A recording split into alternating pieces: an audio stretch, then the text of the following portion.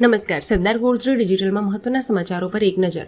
સેવાલિયામાં 33 વર્ષીય પરિણીતા પૂજા પટેલના મૃત્યુ મામલે આરોપી નિલેશ પરમારની ધરપકડ. ઘટનાનું રિકન્સ્ટ્રક્શન કરાયું.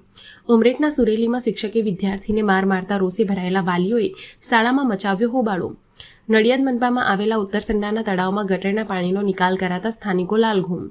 પેટલાદના સ્વામિનારાયણ મંદિરમાં આગ લાગતા અફડાતફડી. ફાયર ફાઇટરોએ આગ પર મેળવ્યો કાબુ. ગુજરાત વિધાનસભામાં ગરમાવો. રાજ્યપાલના સંબોધન દરમિયાન ખેડૂતોના મુદ્દે કોંગ્રેસનો શાબ્દિક વિરોધ.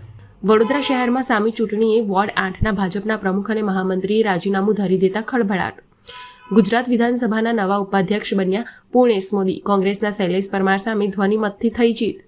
નવસારી બાદ સુરત ભાજપમાં ભડકો. આદિવાસી મોરચાના મંત્રી ગણપત રાઠોડે આપ્યું રાજીનામું. વાવના હરિપુરા પ્લોટ વિસ્તારમાં પીવાનું દૂષિત પાણી આવતા રહીશોમાં આક્રોશ. રોગચાળો ફાટી નીકળવાની દહેશત.